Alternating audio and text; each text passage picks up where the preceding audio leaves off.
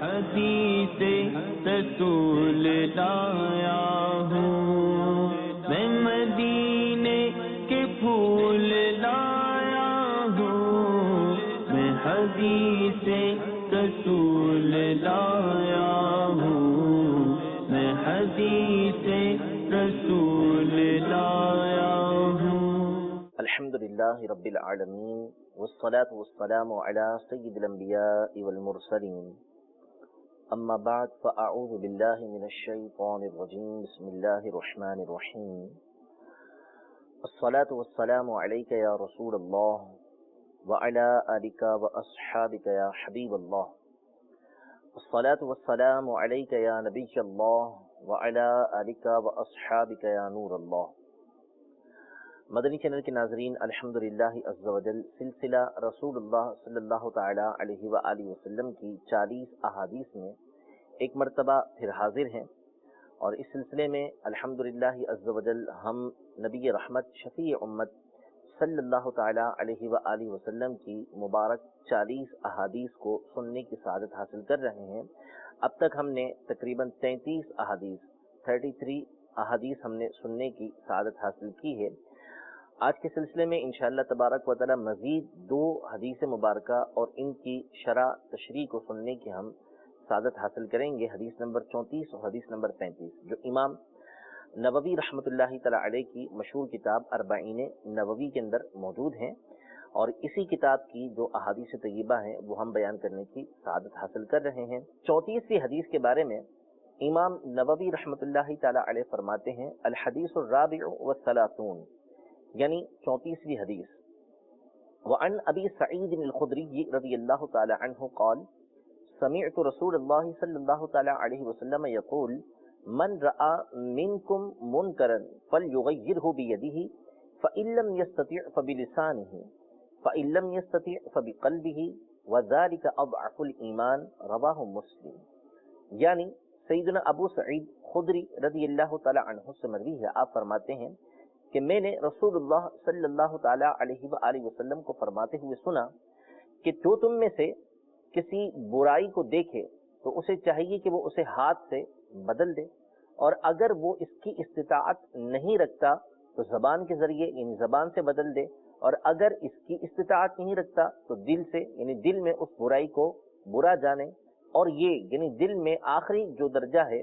یہ ایمان کا کمزور ترین درجہ ہے۔ اس حدیث کو امام مسلم نے روایت کیا ہے۔ یہ حدیث مبارکہ دین اسلام کے ایک انتہائی اہم موضوع،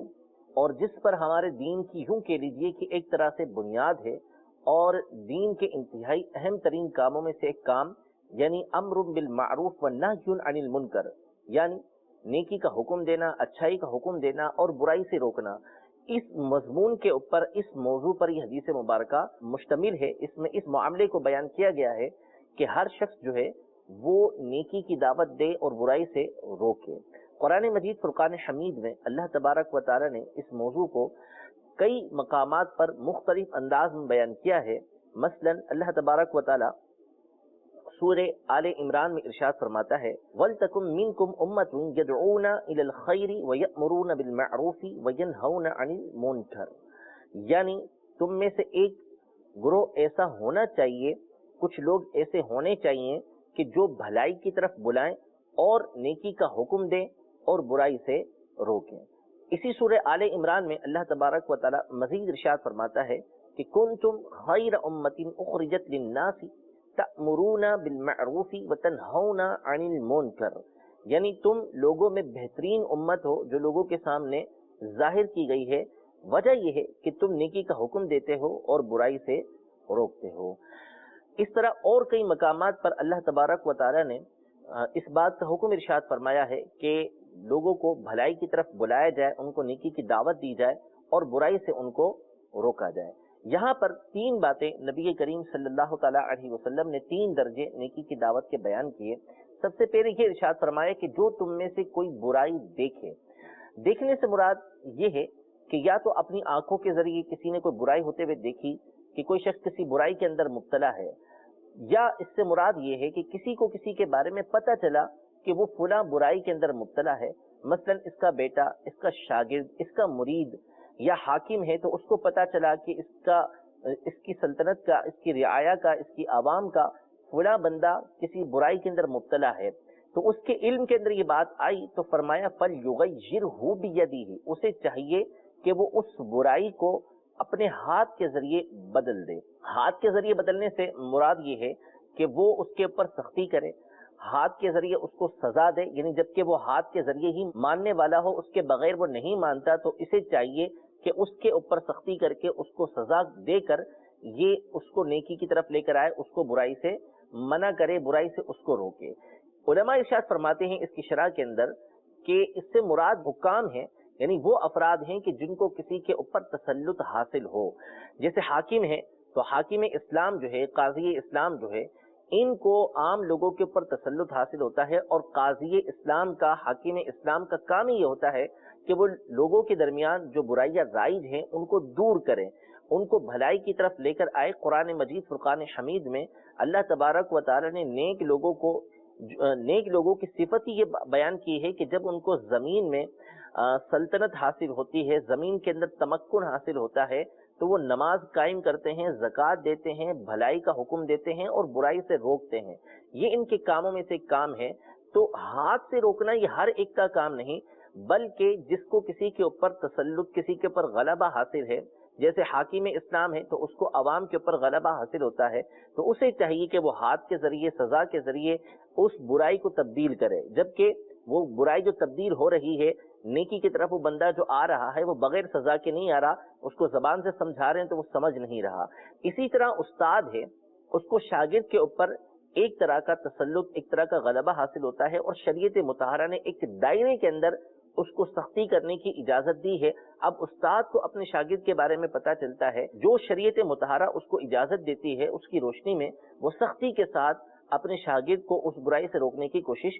करेगा। इसी तरह वालिदैन का मामला है कि वो अपनी औलाद जो है, जिसके बारे में उन्हें पता चलता है कि वो इस बुराई के अंदर मुब्तला है या उसको किसी बुराई के अंदर मुब्तला देखते हैं, तो फिर उनको चाहिए कि वो सख्ती के साथ इसको रोकें, जबकि वो नरमी के साथ, जबान के साथ इस बात को मानने पर राजी ना हो। और ये इस सूरत में जबकि इनको अपना कोई फितना ना हो कि अगर वो उसके ऊपर सख्ती करेंगे तो कोई मामला इनके साथ हो जाएगा या वो बदतमीजी पर उतर आएगा, तो इस तरह का उनके साथ मामला करेगा कि जो इनके लिए नुकसान का सबब होगा, तो अब इनके ऊपर ये चीज लाजिम नहीं होगी, वाजिब नहीं होगी कि वो उसको हाथ के जरिए सख्ती के साथ रोकें। ये इरशाद फरमाया कि जो तुम में से बुराई को देखे तो उसे चाहिए कि वो हाथ से बदल दे। अब हाथ से बदलने पर कुदरत नहीं है, मसलन कोई हाकिम नहीं है जो बुराई कर रहा है, वो ना उसका शागिर्द है, ना उसकी औलाद में से है कि जिसको वो हाथ से रोक सके, बल्कि एक आम आदमी है जिसके ऊपर वो सख्ती नहीं कर सकता। तो फरमाया फ़इल्लम यस्तति फ़बिलिसानिही, अगर हाथ से बदलने की कुदरत नहीं है तो अब जबान के जरिए उसको नेकी की दावत दो, जबान के जरिए उसको बुराई से रोको, उसको बताओ कि ये चीज बुरी है, उसको बताओ कि नेकी की चीज ये है, इसकी तरफ वो आए। तो जब हाथ से बदलने पर कुदरत नहीं है तो इस सूरत में जबान के जरिए होना ये जरूरी है।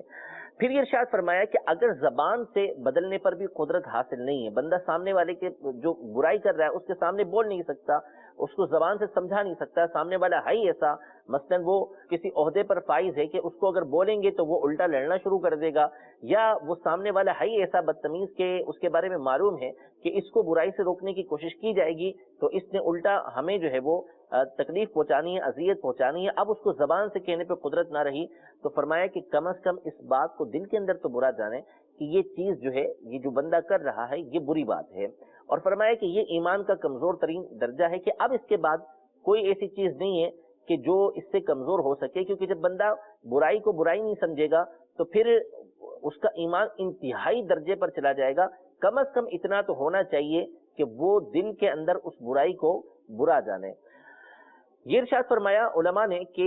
जबान के जरिए जो लोगों को दावत देना है ये उलमा का काम है, यानी अपनी जबान के जरिए, अपने वाज के जरिए, अपनी तकरीर के जरिए, अपने बयान दर्ज के जरिए उलमा जो है वो लोगों को नेकी की तरफ बुलाएं और बुराई से उनको रोकें। अलबत्ता दीगर उलमा ये इरशाद फरमाते हैं कि आम आदमी भी एक दूसरे को जबान के जरिए नेकी की दावत देंगे, यानी वो बातें कि जो इनको मालूम है, जिसके बारे में इनको पता है कि ये बुराई है, तो फिर जबान के जरिए वो उनको बता सकते हैं कि ये बुराई है, इससे रोकें। یہاں علماء نے یہ ارشاد فرمایا کہ اگر سامنے والا کسی برائی کے اندر مبتلا ہے اور جو دیکھ رہا ہے اس کو ظن غالب ہے، مثلاً کسی کو نعوذ باللہ نماز چھوڑتے ہوئے دیکھا کہ وہ نماز نہیں پڑھ رہا، کسی کو دیکھا کہ وہ لوگوں کے ساتھ دھوکہ دہی کر رہا ہے، کسی کو دیکھا کہ وہ ملاوٹ کر رہا ہے، اب اسے معلوم ہے کہ یہ ساری کی ساری چیزیں غلط ہیں، ناجائز ہیں، اب اس کا ظن غالب ہے کہ اگر میں اس کو سمجھاؤں گا تو یہ دھوکہ دہی چھوڑ دے گا، یہ جھوٹ بولنا چھوڑ دے گا، یہ غیبت کر رہا ہے تو یہ غیبت کرنا چھوڑ دے گا، میرے کہنے کے اوپر یہ نماز کے لیے آ جائے گا۔ جب اس کا ظن غالب یہ ہو جائے، اس کا خیال اس پر جم جائے کہ میری بات یہ مانے گا، تو اب اس کے اوپر واجب ہے، ضروری ہے کہ یہ سامنے والے کو زبان کے ساتھ دعوت دے گا، اس کو کہے گا کہ یہ کام کرو۔ اگر اس کو ظن غالب ہو چکا کہ یہ میری بات مانے گا، پھر اس کے باوجود اس نے نہیں سمجھایا، تو اب یہ نہ سمجھانے والا گناہ گار ہوگا، اس کے اوپر گناہ کا حکم ہوگا۔ لہذا جب ایسا ظن غالب ہو جائے تو اب حکم یہ ہے کہ بندہ سمجھائے گا، یہ ضروری ہو جاتا ہے اس کے اوپر۔ ہاں اگر اس کو ظن غالب نہیں ہے تو اب اس کے اوپر دعوت دینا واجب تو نہیں ہے، البتہ اگر وہ نیکی کی دعوت دے گا اور اس کو معلوم ہے کہ سامنے والا مجھے کچھ کہے گا نہیں، مارے گا پیٹے گا نہیں، تو افضل اس کے لیے ہے کہ وہ نیکی کی دعوت اس کو دے۔ اور اگر اس کو یہ پتا ہے کہ یہ سامنے والا مجھ سے لڑے گا، اگر میں اس کو بولوں گا کہ نماز کے لیے آؤ، میں اس کو بولوں گا کہ ملاوٹ نہیں کرو، میں اس کو بولوں گا کہ جھوٹ نہیں بولو، میں اس کو بولوں گا کہ غیبت نہیں کرو، تو اب سامنے والا اس سے لڑے گا۔ تو اس صورت میں اگر یہ صبر کر سکتا ہے، یعنی سامنے والے نے آگے سے اس کے آگے زبان نہیں چلانی ہے، اس کو الٹی سیدھی سنانی ہے، لیکن اس کے باوجود یہ اس پر صبر کرے گا، اس کو پتا ہے کہ میں صبر کر لوں گا، تو اب بھی اس کے لیے افضل یہی ہے کہ وہ اس کو نیکی کی دعوت دے۔ ہاں سامنے والا اس سے لڑے گا، جھگڑے گا، اس کو پتا ہے کہ میں برداشت نہیں کر سکوں گا، میں بھی لڑنے جھگڑنے لگ جاؤں گا، تو اب اس کے لیے افضل یہ ہے کہ یہ خاموش رہے۔ تو یہ نیکی کی دعوت کے کچھ درجات بیان کیے گئے ہیں۔ یہاں اس حوالے سے مزید کچھ علماء نے یہ ارشاد فرمایا کہ بندے کے لیے یہ ضروری نہیں ہے کہ جس برائی سے وہ سامنے والے کو روک رہا ہے وہ اس پر مکمل طور پر خود عامل ہو۔ مثلا کوئی شخص ہے وہ نماز باجماعت نہیں پڑھتا، نعوذ باللہ من ذالک، لیکن اب اس پر یہ چیز ساقط نہیں ہو جائے گی کہ وہ سامنے والے کے بارے میں سے خیال ہے کہ اگر میں اس کو کہہ دوں گا کہ بھائی نماز پڑھو جماعت کے ساتھ، تو یہ جماعت کے ساتھ نماز پڑھ لے گا، تو اب بھی اس کے اوپر ضروری ہوگا کہ سامنے والے کو دعوت دے۔ علماء فرماتے ہیں کہ بندے کے اوپر دو چیزیں لازم ہیں، نمبر ایک اپنی اصلاح کرنا اس پر لازم تھی کہ وہ نماز با جماعت ادا کرے، نمبر دو اس کے اوپر یہ بات لازم تھی کہ وہ سامنے والے کو سمجھائے۔ تو اب ایک برائی کے اندر وہ مبتلا ہے تو دوسری برائی کو کیوں اپنے اوپر لے، بلکہ اسے چاہیے کہ خود بھی نماز ادا کرے اور سامنے والے کو بھی اس کا حکم دے۔ تو بہرحال بہر صورت نیکی کی دعوت کو عام کرنا چاہیے، برائی سے لوگوں کو روکنا چاہیے۔ نیز بندے کے لیے یہ ضروری ہے کہ اس کو بھرپور کوشش یہ کرنی ہے کہ لوگوں کو نیکی کی دعوت دیتا ہے تو ساتھ ہی ساتھ اپنے اوپر بھی اس کو رائج کرے۔ اگرچہ جیسا کہ ابھی عرض کی گئی کہ دوسرا اگر اس نے عمل نہیں کیا تو بھی لوگوں کو نیکی کی دعوت دے گا، لیکن اس کا مطلب یہ نہیں کہ اپنے آپ کو کھلا چھوڑ دے، بلکہ اپنی اصلاح کرنا بھی اس پر ضروری ہے، کیونکہ حدیثوں کے اندر یہ مضمون موجود ہے کہ کل بروز قیامت لوگ دیکھیں گے کہ بعض لوگ جو ہے وہ جہنم کے اندر گدھے کی طرح جو ہے وہ چکی چلا رہے ہوں گے، آگ کی چکیاں چلا رہے ہوں گے، ان کو اس طرح کا عذاب دیا جا رہا ہوگا۔ تو لوگ پوچھیں گے کہ آپ تو وہ ہیں کہ جو ہمیں نیکی کی طرف بلایا کرتے تھے، ہمیں برائی سے روکا کرتے تھے، یہ کیا معاملہ ہے؟ تو وہ کہیں گے کہ ہم تمہیں تو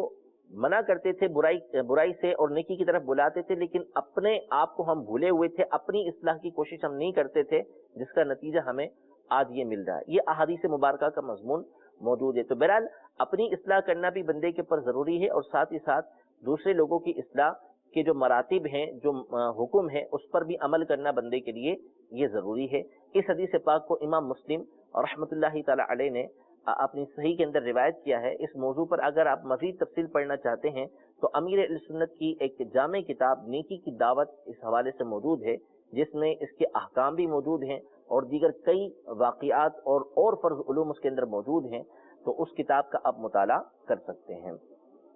اگلی حدیث مبارکہ جو 35ویں حدیث مبارکہ ہے، 35 حدیث نمبر 35، امام نووی رحمۃ اللہ تعالی علیہ فرماتے ہیں الحدیث الخامس والثلاثون، یعنی 35ویں حدیث مبارکہ۔ وعن ابی ہریرہ رضی اللہ تعالی عنہ قال قال رسول اللہ صلی اللہ تعالی علیہ وآلہ وسلم لا تحاسدوا ولا تناجسوا ولا تباغضوا ولا تدابروا ولا يبيع بعضكم على بيع بعض وكونوا عباد الله اخوانا المسلم اخو المسلم لا يظلمه ولا يخذله ولا يكذبه ولا يحقره التقوى ها هنا ويشير إلى صدره 3 مرات بحسب امرئ من الشر أن يحقر أخاه المسلم كل المسلم على المسلم حرام دمه وماله وعرضه رواہ مسلم. یعنی سیدنا ابو ہریرہ رضی اللہ تعالی عنہ سے روایت ہے، فرماتے ہیں کہ رسول اللہ صلی اللہ تعالی علیہ وآلہ وسلم نے ارشاد فرمایا کہ آپس میں حسد نہ کرو اور بے جا ایک دوسرے پر بولی نہ لگاؤ، ایک دوسرے سے بغض نہ رکھو، ایک دوسرے کی پیٹھ پیچھے برائی بیان نہ کرو، اور تم میں سے کوئی شخص دوسرے کی بیع کے اوپر یعنی خرید و فروخت کے اوپر خرید و فروخت نہ کرے، اور اے اللہ کے بندو آپس میں بھائی بھائی بن جاؤ. مسلمان مسلمان کا بھائی ہے، نہ اس پر ظلم کرتا ہے، نہ اس کو چھوڑتا ہے، اور نہ ہی اس سے جھوٹ بولتا ہے، نہ اس کو حقیر جانتا ہے. اور تقوی جہاں ہے، اور نبی کریم صلی اللہ علیہ وسلم نے 3 مرتبہ یہ بات ارشاد فرمائی اور اپنے سینے کی طرف آپ نے اشارہ کیا کہ تقوی یہاں ہے. پھر فرمایا کہ آدمی کے برا ہونے کے لیے یہ بات کافی ہے کہ وہ اپنے مسلمان بھائی کو حقیر جانے. ہر مسلمان دوسرے مسلمان پر اس کا خون، اس کا مال اور اس کی عزت یہ حرام ہے. اس حدیث پاک کو امام مسلم رحمۃ اللہ تعالی علیہ نے اپنی صحیح کے اندر روایت کیا ہے. اس میں نبی کریم صلی اللہ تعالی علیہ وسلم نے کئی برائیوں سے بچنے کا ہمیں حکم ارشاد فرمایا ہے. سب سے پہلی بات حضور علیہ الصلوۃ والسلام نے یہ ارشاد فرمائی کہ لا تحاسدوا، آپس میں ایک دوسرے سے حسد نہ کرو. حسد کہتے ہیں کہ کسی دوسرے کی نعمت دیکھ کر یہ تمنا کرنا کہ یہ نعمت اس سے زائل ہو جائے، اس سے دور ہو جائے. کسی میں کوئی خوبی دیکھی، کوئی نعمت دیکھی کہ اس کے اوپر ہوئی ہے، اس کو حافظہ اچھا ملا ہوا ہے، اس کو مال ملا ہوا ہے، اس کو علم ملا ہوا ہے، اس کو اچھی شہرت ملی ہوئی ہے، کسی بھی طرح جو اس کو نعمت ملی ہے اس کے بارے میں کوئی تمنا کرے کہ اس سے یہ نعمت زائل ہو جائے، تو اس صورت میں اس کو حسد کہتے ہیں اور یہ مذموم ہے. البتہ اگر واقعی کسی کے اندر کوئی ایسی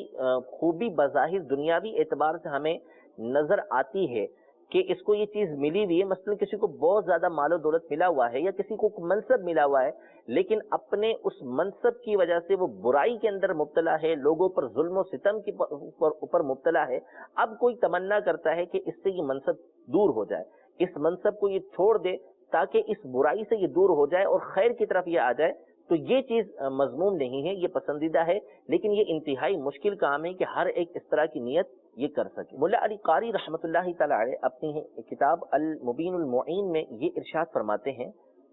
حسد کی تباہ کاریاں بیان کرتے ہوئے کہ حسد کی برائیاں کیا کیا ہیں. آپ یہ ارشاد فرماتے ہیں کہ نبی کریم صلی اللہ تعالی علیہ وآلہ وسلم نے یہ ارشاد فرمایا کہ ایاکم والحسد، کہ تم پر حسد سے بچنا یہ لازم ہے. فإن الحسد یأکل الحسنات، اس لیے کہ حسد جو ہے وہ نیکیوں کو کھا جاتا ہے. کما تأکل النار الحطب، جس طرح کے آگ سوکھی لکڑیوں کو کھا جاتی ہے. پھر آپ یہ ارشاد فرماتے ہیں ملا علی قاری رحمۃ اللہ تعالی علیہ کہ حسد یہ پہلا گناہ ہے کہ جس کی وجہ سے اللہ تبارک و تعالیٰ کی نافرمانی کی گئی. یعنی علماء نے یہاں 2 باتیں لکھی ہیں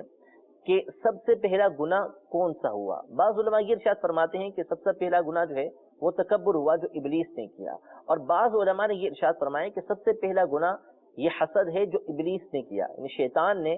2 طرح کے گناہ کیے، ایک تو تکبر کیا، دوسرا حسد کیا. تکبر اس نے یہ کیا کہ اس نے حضرت آدم علیہ السلام کو سجدہ کرنے سے منع کر دیا اور یہ کہا کہ مجھے آگ سے پیدا کیا گیا ہے اور ان کو مٹی سے پیدا کیا گیا ہے، میں ان سے بہتر ہوں. اس نے تکبر کیا. اور حسد اس طرح کہ اس نے حضرت آدم علیہ السلام کو جو مقام و مرتبہ ملا ہوا تھا اس کو برا جانا اور حضرت آدم علیہ السلام سے یہ مقام و مرتبہ دور ہونے کی اس نے تمنا کی. تو یہ دونوں کے دونوں گناہوں کے حوالے سے علماء نے لکھا کہ یہ سب سے پہلے گناہ ہیں کہ جس کے ذریعے اللہ تبارک و تعالیٰ کی نافرمانی کی گئی. ابن آدم میں بھی، انسانوں میں بھی جو سب سے پہلا گناہ ہوا وہ حسد ہی تھا جو قابل نے کیا حابیل کے خلاف. تو اس لیے نبی کریم صلی اللہ تعالیٰ علیہ وآلہ وسلم نے خاص طور پر امت کو حسد سے بچنے کی تاکید فرمائی ہے کہ تمہارے اندر جو ہے یہ برائی پیدا نہیں ہونی چاہیے، حسد سے بچتے رہو. پھر اس کے بعد نبی کریم صلی اللہ تعالیٰ علیہ وآلہ وسلم نے یہ ارشاد فرمایا کہ تناجش نہ کرو. یہ نجش سے نکلا ہے. نجش کا مطلب ہوتا ہے کہ بولی لگانا. بولی اس طریقے سے لگانا کہ جس طرح ہم دیکھتے ہیں کہ کوئی شخص کوئی چیز بیچتا ہے تو وہ چیز جب بیچ رہا ہوتا ہے تو اس کے اپنے بندے وہاں پر کچھ کھڑے ہوتے ہیں کہ جو سامنے والے کو دھوکہ دینے کے لیے ان کی یہ نیت نہیں ہوتی کہ ہم نے یہ چیز خریدنی ہے، بلکہ وہ چاہتے ہیں کہ سامنے والے کے ذہن کے اندر یہ بات آئے کہ اس چیز کی کوئی قیمت ہے، ویلیو ہے، یہ چیز اعلیٰ ہے، اس لیے اس کی قیمت یہ زیادہ لگا رہا ہے. تو اب وہ بندہ کہ جس نے اس چیز کی قیمت پہلے 1000 روپے لگائی تھی، یہ برابر میں خود اس بیچنے والے کا بندہ کھڑا ہوا ہے اور اس نے اس کی قیمت 1200 روپے لگا دی. اب جو گاہک وہاں پر آیا ہے وہ یہ سمجھتا ہے کہ شاید یہ چیز اعلیٰ ہے اسی لیے یہ 1200 روپے لگا رہا ہے، تو اب یہ آگے سے 1500 روپے بول دیتا ہے، وہ کچھ اور رقم بڑھاتا ہے، ادھر سے وہ کچھ اور رقم بڑھا دیتا ہے. تو یہ اس کو دھوکہ دے رہا ہے، اس کا خریدنے کا اپنا کوئی ارادہ نہیں ہے بلکہ فقط دھوکہ دہی کی وجہ سے اس طرح بولی لگا رہا ہے. تو یہ چیز نجش کہلاتی ہے، یہ ناجائز ہے، گناہ ہے اس طریقے سے جو بندہ کرتا ہے. ہاں اگر کوئی شخص ہے اس کا ویسے ہی ارادہ ہے کہ جیسے یہ خریدنا چاہتا ہے ویسے یہ خریدنا چاہتا ہے، تو اس صورت میں اگر وہ بولی بڑھا رہا ہے، رقم بڑھا رہا ہے، تو اس کے اندر حرج نہیں ہے جبکہ واقعی اس کا خریدنے کا ارادہ ہو. تو ہمارے معاشرے کے اندر یہ برائی بھی بہت زیادہ عام ہے، خصوصاً جو مشہور علاقے ہوتے ہیں کہ جہاں پر بولی والی چیزیں بیچی جاتی ہیں، بولی لگا کر نیلامی کر کے چیزیں بیچی جاتی ہیں، اس میں اس طرح کے معاملات کیے جاتے ہیں. تو نبی کریم صلی اللہ تعالیٰ علیہ وآلہ وسلم نے خاص طور پر اس کا حکم ارشاد فرما دیا کہ ویسے نیلامی کی جو خرید و فروخت ہوتی ہے وہ جائز ہے، خود نبی کریم صلی اللہ تعالیٰ علیہ وسلم سے یہ معاملہ ثابت ہے. لیکن اس صورت میں جب کہ واقعی خریدنے کا ارادہ ہو، اس چیز کے اندر واقعی اس کی رغبت ہو، دھوکہ دینا نہیں چاہتا وہ مسلمان کو، تو یہ صورت جائز ہوتی ہے. ورنہ اگر دھوکہ دینا چاہے گا تو پھر یہ ناجائز و حرام کام کا مرتکب ہوگا. پھر اس کے بعد حضور علیہ الصلوۃ والسلام نے یہ ارشاد فرمایا کہ ولا تباغضوا، یعنی آپس میں بغض نہ رکھو، ایک دوسرے کے خلاف کینہ نہ رکھو، ایک دوسرے کے خلاف عداوت نہ رکھو، اپنے دل دوسرے مسلمانوں سے صاف ستھرے رکھو، اور ایسے کام نہ کرو، ایسی باتیں نہ کرو، ایسے ذرائع اختیار نہ کرو کہ جس کی وجہ سے ایک دوسرے کے دل کے اندر بغض و عداوت پیدا ہو. ایسے کاموں سے دور رہو کہ جس کی وجہ سے مسلمان تمہارے بغض کے اندر مبتلا ہو، تم مسلمانوں کے بغض کے اندر مبتلا ہو. ایک دوسرے کے خلاف دل کے اندر نفرت رکھو، بغض رکھو، عداوت رکھو. اس سے نبی کریم صلی اللہ تعالیٰ علیہ وآلہ وسلم نے منع فرمایا. پھر فرمایا ولا تدابروا، یعنی اس کے پیٹھ پیچھے اس کی برائی بیان نہ کرو. اس میں غیبت شامل ہے کہ اس کی پیچھے سے برائی بیان کی کہ وہ اس کے اندر فلاں چیز پائی جاتی ہے، اس کے اندر فلاں چیز پائی جاتی ہے، اس کی خرابی کو بیان کیا. تو اس حدیث پاک میں اس سے بھی منع کیا گیا ہے. اور غیبت کی تباہ کاریاں امیر علیہ سنت کی تصنیف ہے جس کے اندر بہت تفصیل کے ساتھ غیبت کے حوالے سے معلومات دی گئی ہے کہ غیبت کتنا بڑا گناہ ہے. کہ ارشاد فرمایا کہ غیبت کرنا یہ زنا سے بھی برا گناہ ہے، اس لیے کہ زنا کرنے والا یہ اس بات کو جانتا ہے کہ میں برا کر رہا ہوں تو وہ توبہ کر لیتا ہے، لیکن غیبت کرنے والا اس بات کو سمجھتا نہیں ہے، وہ اپنے آپ کو حق پر سمجھ رہا ہوتا ہے اور وہ غیبت کرتا ہے، برائی کرتا ہے، اس سے وہ توبہ نہیں کرتا. اس لیے فرمایا کہ غیبت جو ہے وہ زنا سے بھی زیادہ سخت ہے. غیبت کے بارے میں یہ جان لینا ضروری ہے کہ بہت سے لوگ غیبت یوں نہیں سمجھتے کہ جب ان سے کہا جائے کہ تم اپنے بھائی کی برائی کو بیان کر رہے ہو. غیبت کا مطلب یہ ہوتا ہے کہ اپنے کسی مسلمان بھائی کی وہ بات اس کے پیٹھ پیچھے بیان کرنا، اس کی غیبت کے اندر اس کے غائب ہونے کی صورت میں اس کے پیٹھ پیچھے بیان کرنا کہ جب اسے معلوم ہو وہ بات تو اسے برا لگے. اس بات کو بیان کرنا یہ غیبت کہلاتا ہے. اب بعض لوگ یہ کہتے ہیں کہ میں تو حق بات بیان کر رہا ہوں، میں اس کے منہ پر بھی بیان کر سکتا ہوں. یہ بات اس کے اندر موجود ہے، حدیث پاک کے اندر موجود ہے کہ جب صحابہ کرام علیہ رضوان کے سامنے نبی کریم صلی اللہ تعالیٰ علیہ وسلم نے غیبت کے حوالے سے ارشاد فرمائے تو صحابہ نے کہا کہ اگر اس کے اندر یہ بات موجود ہو تو فرمائے جبھی تو وہ غیبت ہے، جبھی تو اس کو غیبت کہا جائے گا کہ اس کے اندر وہ برائی موجود ہو. اگر اس کے اندر وہ برائی موجود نہیں ہے تو اب یہ بہتان قرار پائے گا. تو غیبت ہوتی ہی اس صورت میں جب کہ اس کے اندر وہ خرابی موجود ہو، اس کے اندر وہ برائی موجود ہو، یا ہم اس کی کسی شے کی کسی چیز کی برائی بیان کریں، اس کی کار کی، اس کی کپڑوں کی، اس کے سامان کی، اس کے گھر کی برائی بیان کریں اور واقعی اس کے اندر وہ برائی موجود ہے تو اس کو ہی غیبت کہتے ہیں، اسی کی مذمت بیان کی گئی ہے. اگر اس کے اندر وہ چیزیں موجود ہی نہیں ہیں تو اس صورت میں تو آپ اس کے اوپر بہتان لگا رہے ہیں. حدیث پاک کے اندر موجود ہے یہ جو ارشاد فرمایا کہ اس کے پیٹھ پیچھے اس کی برائیاں بیان نہ کرو اور اس کی مذمتیں بیان نہ کرو. اس حوالے سے ایک حدیث پاک میں یہ موجود ہے کہ جو کسی مسلمان بھائی کی اس کے پیٹ پیچھے ایسی جگہ پر مدد کرتا ہے کہ جہاں اس کی مدد کرنے والا کوئی نہیں. مثلا اس کی برائی بیان کی جا رہی ہے اور وہ اس بات پر قادر ہے کہ اس کی برائی سے لوگوں کو روک دے, تو اللہ تبارک و تعالیٰ اس کی ایسی جگہ پر مدد فرمائے گا کہ جہاں پر اس کا مدد کرنے والا کوئی نہیں ہوگا. اور اگر وہ قدرت کے باوجود اس کی برائی سے لوگوں کو نہیں روکتا تو اللہ تبارک و تعالیٰ ایسے مقام پہ اس کو رسوا فرمائے گا جہاں اس کو مدد کی حاجت ہوگی. لہذا غیبت کی تباہ کاریوں سے بھی اپنے آپ کو بچانا یہ ضروری ہے. اس کے بعد ارشاد فرمایا کہ تم میں کوئی شخص دوسرے بھائی کی خرید و فروخت کے اوپر خرید و فروخت نہ کرے. مثلا دو بندے ہیں, دو شخص ہیں, زید بکر ہیں, ان کا آپس میں سودا چل رہا ہے. کوئی چیز زید بیچ رہا ہے اور بکر خرید رہا ہے. اب بکر نے سودا طے ہو گیا کہ بھائی اتنے میں یہ چیز ملے گی, وہ کہتا ہے اتنے میں یہ چیز دے دوں گا. اب یہ ڈن کرنے والے تھے کہ بھائی ٹھیک ہے اتنے میں یہ سودا ہو گیا. اتنے میں خالد آیا اور اس نے آ کے زید کو کہا کہ بھائی یہ چیز جو تم اتنے کی بیچ رہے ہو, 100 روپے کی بیچ رہے ہو, میں آپ سے 150 روپے کی چیز دے دوں گا. تو یہ چیز منع فرمائی کہ آپس میں سودا مکمل ہونے لگا ہے اور یہ مکمل طے کرنے لگے ہیں کہ اتنے میں آ کے اس نے اس طرح کہہ دیا, تو اب جو بندہ 100 روپے کی خرید رہا تھا وہ وحشت کے اندر مبتلا ہو جائے گا کہ یہ کہاں سے آ گیا, اچھا بھلا میں ایک چیز کو خرید رہا تھا اور آ کے اس نے میرا سودا خراب کر دیا. اسی طرح وہ زید جو چیز بیچ رہا تھا, خالد نے آ کے بکر سے کہا کہ تمہیں 100 روپے کی بیچ رہا ہے, میں تمہیں 80 روپے کی دے دوں گا. اس نے آ کے جو ہے وہ زید کو وحشت کے اندر ڈال دیا. تو اس طریقے سے کرنا یہ ناجائز ہے, اس کی اجازت نہیں ہے. ہاں ان کی خرید و فروخت ابھی طے نہیں ہوئی, ڈن نہیں ہوا اور آ کے ابھی وہ بات چیت کر رہے ہیں, تو اتنے میں اگر آ کے کوئی کرتا ہے, بتاتا ہے کہ میرے پاس یہ چیز موجود ہے یا میں اس کو زیادہ خریدنے پر تیار ہوں, آپس میں ان کا سودا بھی طے ہونے کے لیے نہیں گیا بلکہ ابتدائی بات چیت چل رہی ہے, وہ دونوں متفق نہیں ہوئے کسی چیز کے اوپر, اب اگر آ کے کوئی اس طرح سے کہتا ہے تو پھر وہ اس حدیث پاک کے اندر شامل نہیں ہے. اس کے بعد یہ ارشاد فرمایا کہ اے اللہ کے بندو آپس میں بھائی بھائی ہو جاؤ. مسلمان کا بھائی ہے, تو اب نتیجہ کیا نکلتا ہے, اس بات کو نبی کریم صلی اللہ تعالی علیہ وآلہ وسلم نے ارشاد فرمایا کہ لا یظلمہ, مسلمان پر وہ دوسرا مسلمان ظلم نہیں کرتا, اور ولا یخذلہ,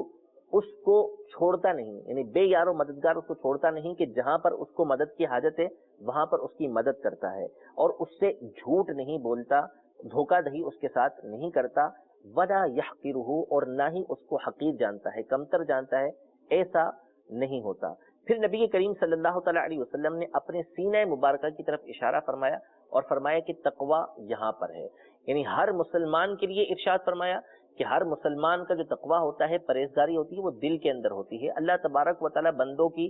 صورتوں کی طرف نظر نہیں فرماتا, ان کی جسموں کی طرف نظر نہیں فرماتا, بلکہ ان کے دلوں کی طرف نظر فرماتا ہے کہ ان کے دل کے اندر ارادہ کیا ہے, ان کی نیت کیا ہے. تو تقوی پرہیزگاری یہ مال و دولت کے ذریعے نہیں ہوتی بلکہ دل کے اندر ہوتی ہے, کہ جس کے دل کے اندر اللہ تبارک و تعالیٰ کا خوف موجود ہے, اللہ تبارک و تعالیٰ کی اطاعت و فرما برداری پر وہ آمادہ ہے, تو دل کے اندر اس کا تقوی ہوتا ہے. یا پھر اس سے مراد یہ ہے, مفتی احمد یار خان نعیمی رحمۃ اللہ تعالی فرماتے ہیں کہ اپنے سینے کی طرف اشارہ فرمایا کہ تقوی یہاں ہے. یعنی جس کسی کو بھی تقوی ملتا ہے وہ نبی کریم صلی اللہ تعالیٰ علیہ وسلم کے سینہ اقدس سے ملتا ہے, آپ کے دل اقدس سے یہ تقوی تقسیم ہوتا ہے. یہ ایک نقطہ علماء نے ارشاد فرمایا. پھر اس کے بعد نبی کریم صلی اللہ تعالیٰ علیہ وسلم نے مزید ارشاد فرمایا کہ آدمی کے,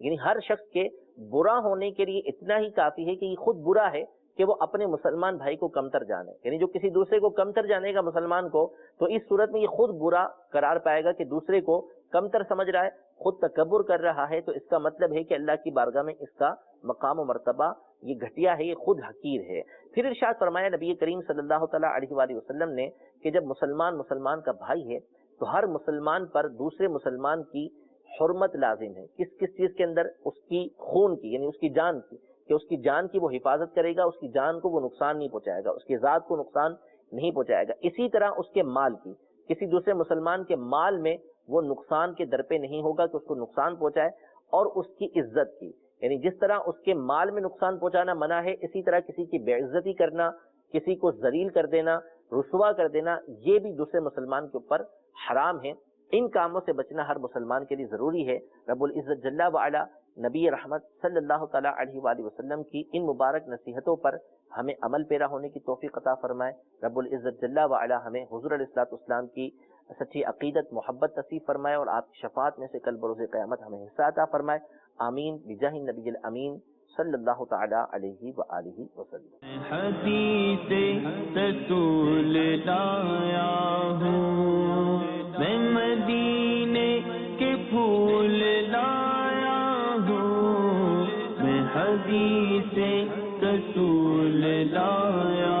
ہوں، میں حدیث رسول لایا